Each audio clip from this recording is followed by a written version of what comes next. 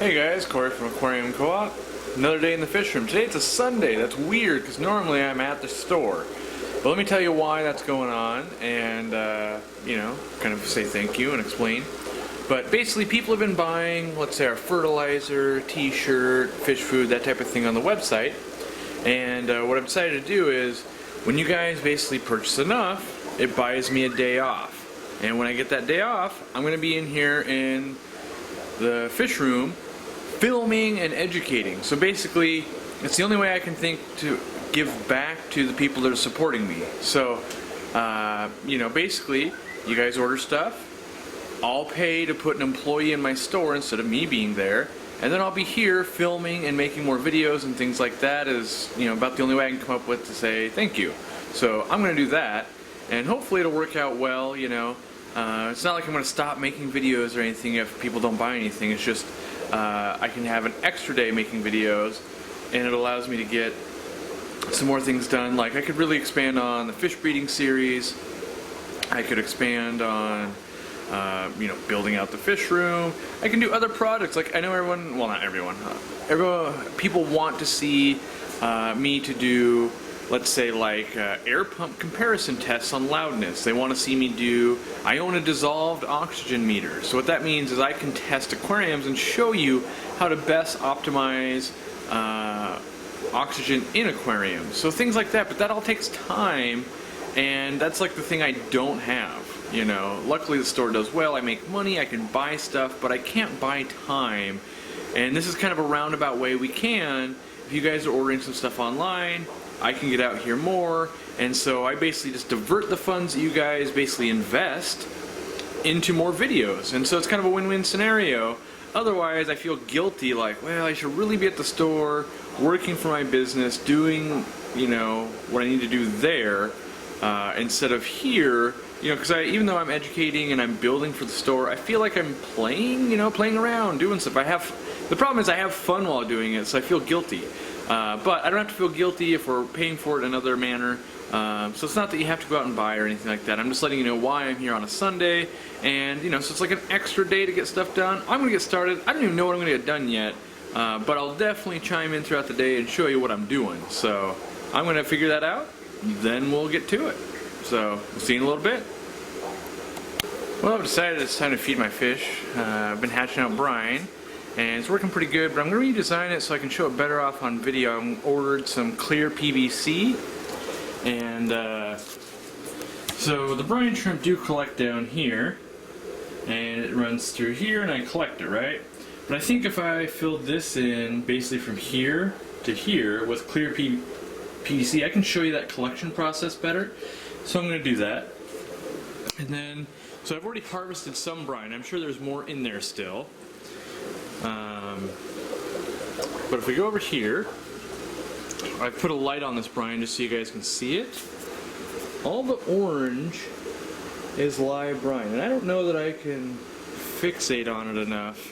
If I go up to the top here, if I can show you, you can see all the brine moving. Now, so all the orange stuff, that is new hatch brine, and all the white stuff, those are, let me focus in there. That is unhatched eggs, or well, I can't be certain they're unhatched. They are egg shells, and so you can see here, brine shrimp are attracted to light, and so I put this light, or this this Phoenix light on it right here. And you can see they are attracted to the light, so they're really dense right there.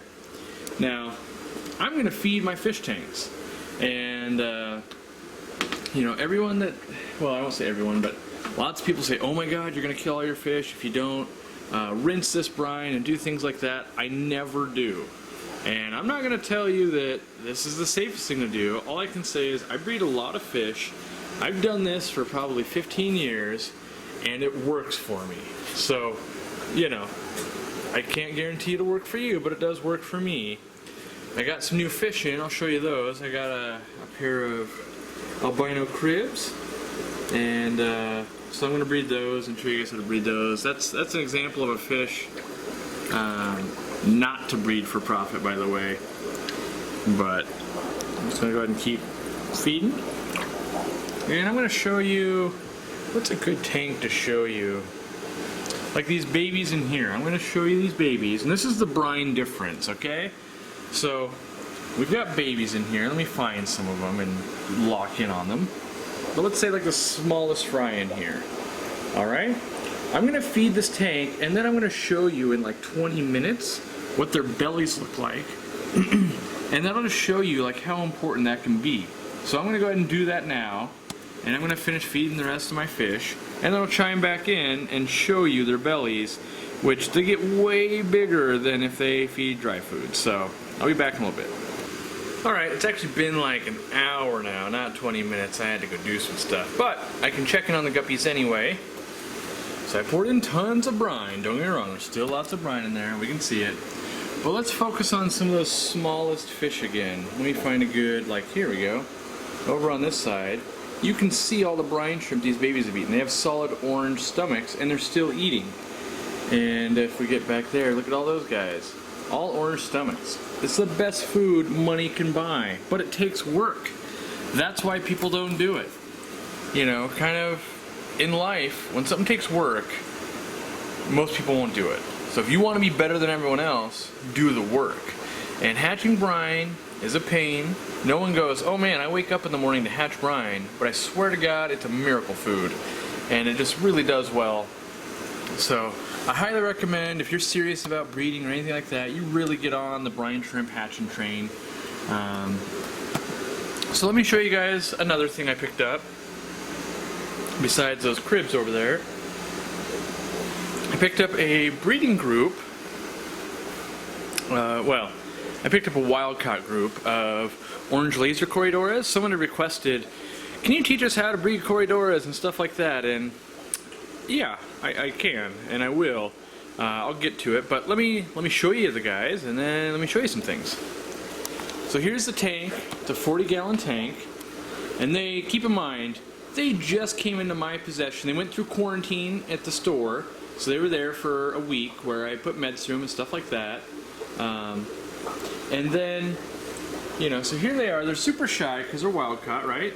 And we've got Java moss in there. Like, oh, maybe you've seen a video about, you know, keeping Java moss in tanks and how you can make money with that. But, you know, there's a group in here, and I want to say I have 20 adults. Now, the first thing you're going to say is, you're insane. Do you know how expensive that is? I do know how expensive that is, but most breeders, in my opinion, fail at buying enough fish. When they go and they buy a fish, they go, well, I wonder if I could pull this off with 3. And the answer is, probably not. But look what's going on right now in this tank. We're watching these wild-caught Corys breed. That's literally what's going on here. And so, you know, I don't know if this is the first time orange lasers have ever been caught on camera breeding and things like that, but they are going nuts. And what, you know, so if you look around here, you're watching the fish and you're like, wait, what's all those white dots? Those are all eggs. They're currently spawning for me. There's eggs on the glass. There's eggs on the back glass. You know, back there. And so, you know, I'm just going to keep filming here because this is something you don't get to see all the time. And, you know, you basically get males that gang up on females. And the females are nice and plump.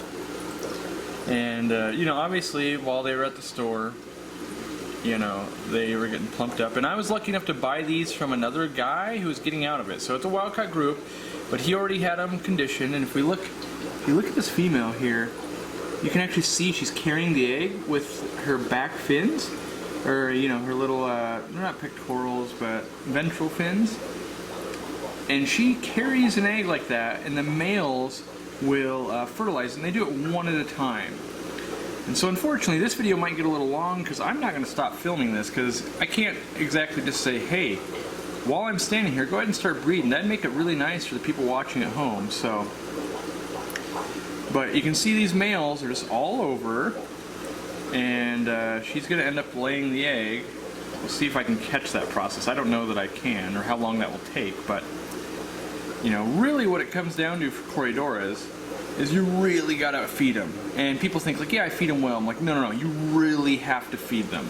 And so, like, for instance, these came to my fish room, I want to say 3 days ago, 2 days ago, what's today? Today is Sunday, so yes, Friday night, I put in a ½ pound of live blackworms into here.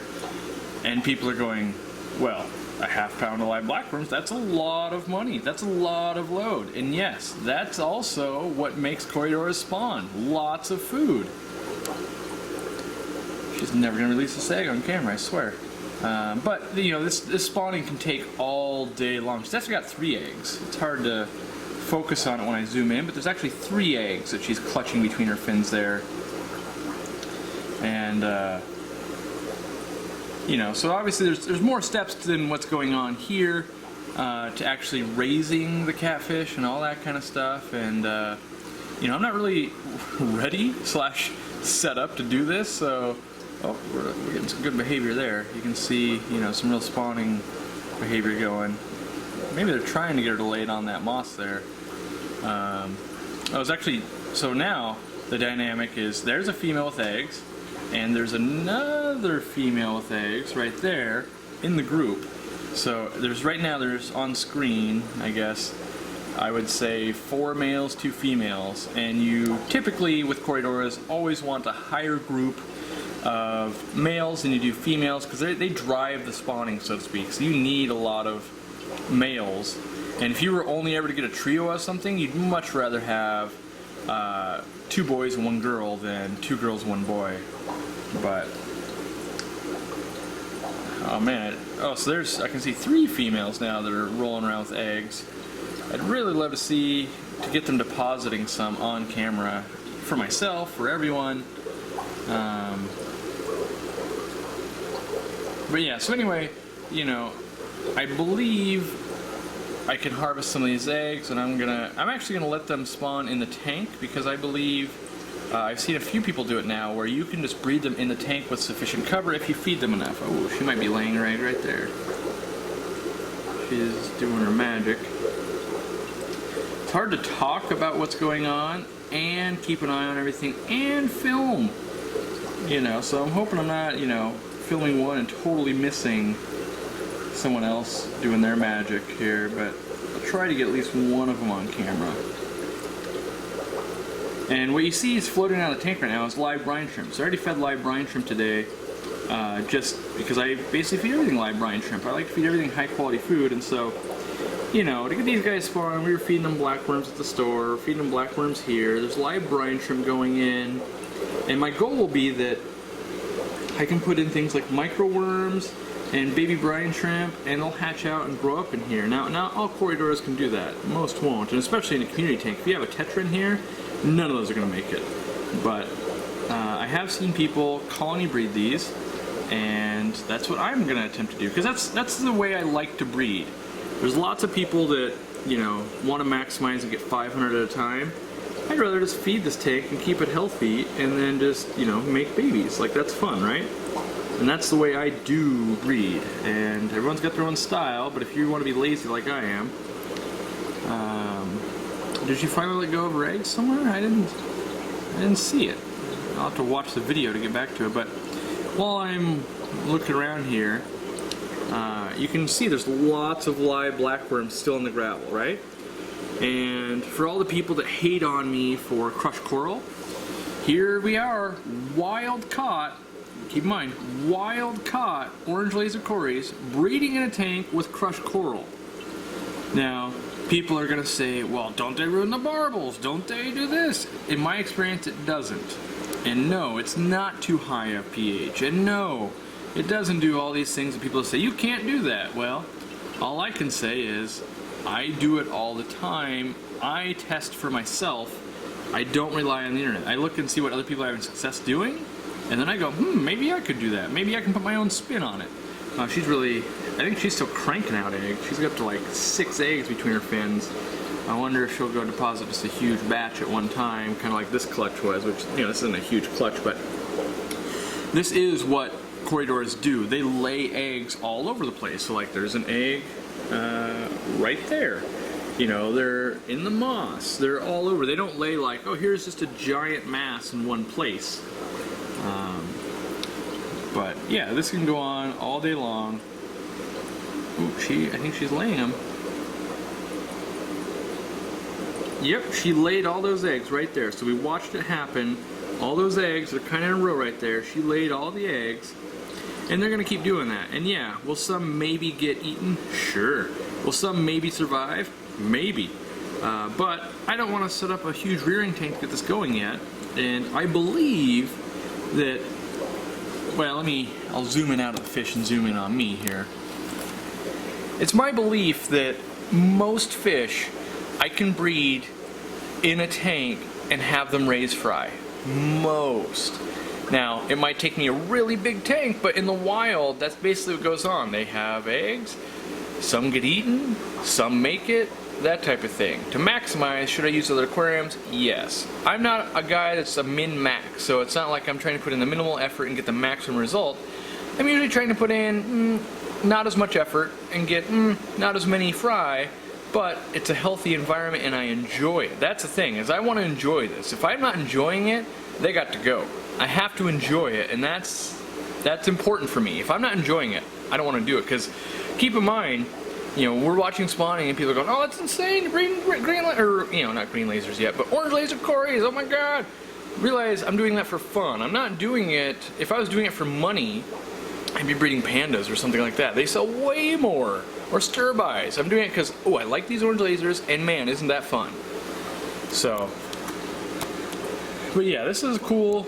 I'm going to go ahead and keep working in the fish room. I'm trying to remember what else I was talking about, but yeah, you can see all the brine rolling around. There's eggs. I'll chime in on this. Hopefully we'll raise some and prove everyone on the internet wrong. There's nothing better than going, well, the internet says this, and you did it, and it shouldn't have worked. Yeah, it shouldn't have. It did. Whatever. Anyway, so now, a lot of people ask me, how does your wife let you do this? Like, she'd be insane. My wife wouldn't let me do it. Well, here's the trick, or at least one of the tricks. I don't buy her flowers. I don't really get her cards. I'm pretty much a horrible person. But, like when I had to go buy an air pump to shoot this video I'm going to shoot, because I don't own this air pump, but I bought a Tetra Whisper air pump so that I can film how loud it is in comparison to other ones like the Eheim one and stuff like that. Well, just so happens there was Girl Scouts there and they were selling, I don't even know what the front of this thing is, I guess this is the front. They were selling Girl Scout cookies, so I loaded up and bought 3 boxes. I got some Thin Mints, some Tagalongs, 2 Tagalongs actually, because I like those too.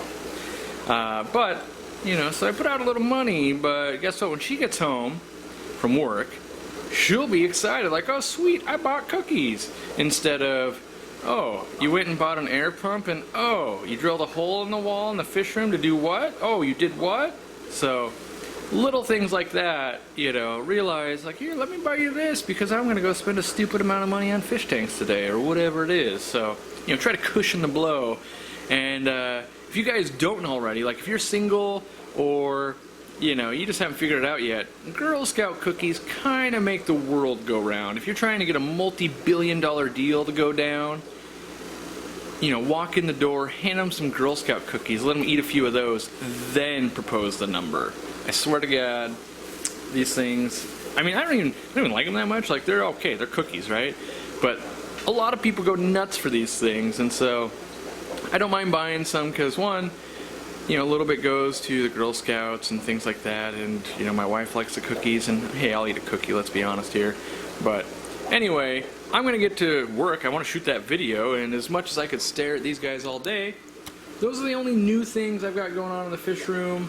And so the more time I spend out of here, and I'll just, not that it's a sales pitch, but I would have never seen this go on right here if I was at work. Like right now, Lamont's at work, and I have another employee at work where typically I'm that employee.